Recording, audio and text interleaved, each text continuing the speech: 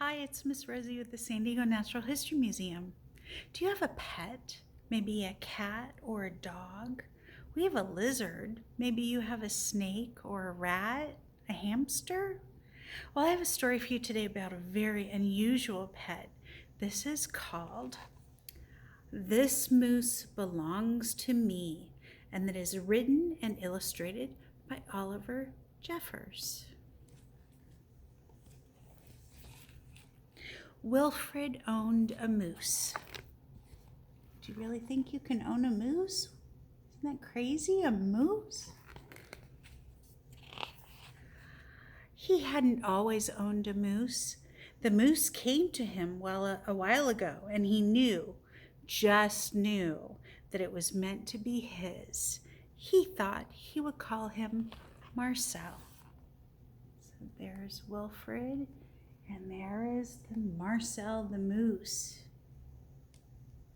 As he's putting a little name tag on him. He began following Marcel, explaining the rules of how to be a good pet. Much of the time it seemed as though the moose wasn't listening, but Wilfred knew he was, mostly because he followed Rule 4 very well, not making too much noise while Wilfred plays his record collection. Do you have rules for your pet? Maybe they're not allowed on the couch or on the counter. Are they quiet when you listen to music? Sometimes the moose wasn't a very good pet. He generally ignored Rule 7, going whichever way Wilfred wants to go. The moose had a very good sense of direction and Wilfred did not.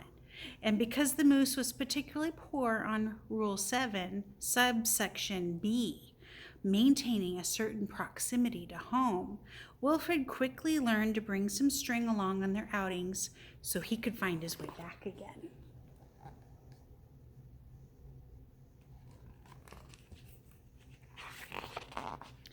Sometimes the moose was an excellent pet. He had no trouble with Rule 11, providing shelter from the rain. He makes a really good umbrella, doesn't he? Or Rule 16, knocking down things that are out of Wilfred's reach. Oh, that would be great, right? You want that apple way up in the tree or an orange? Have a moose get it for you? One day, as Wilfred discussed their plans for the coming year on a particularly long walk, he made a terrible discovery. So let's look, what was he planning for him? Look at that. Maybe some surfing. Looks like maybe they're going, you see that picture? They're in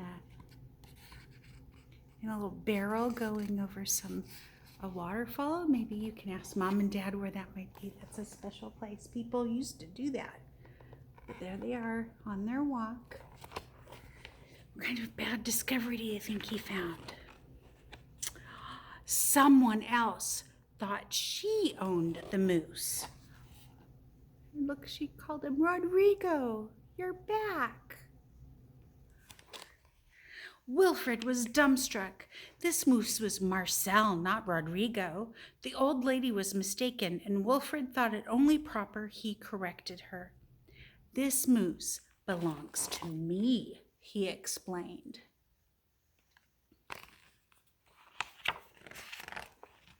And to prove it, he called Marcel. Heel. But the moose did not respond. He seemed more interested in the old lady. So there he is, Heel. What's the moose doing? She's saying, good, Rodrigo.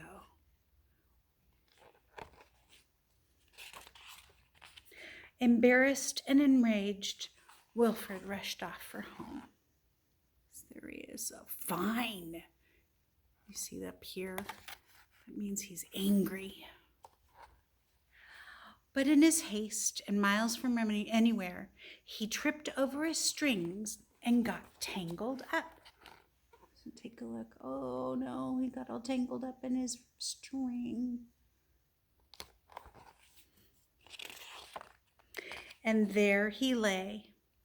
Wilfred was beginning to get a little bit worried.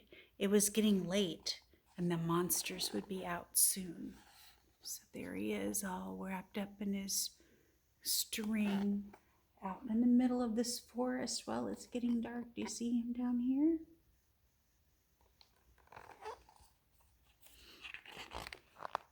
He had just ruled out the last of his options. Let's see what his options were. Looks like he's got a bear and a hammer, some kind of storm. Look at those, a shark. I don't think the shark's going to help him. But look who showed up. When along came the moose. So the moose came, he's going to rescue him. Is he? And performed Rule 73 brilliantly, rescuing your owner from perilous situations. Isn't that great? There's that apple again. He seems to like the apples a lot. But he did rescue him, didn't he?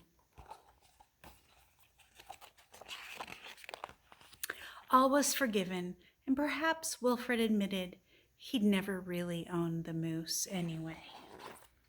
So there they go, walking. Do you see the blue string? They're going through the forest. Oh, there's his little name tag torn into pieces. With that in mind, he and the moose reached a compromise. The moose would agree to all of Wilfred's rules. So look, what rule is Wilfred having him do now? Looks like he's going to be a waiter. Do you think the moose is going to like that?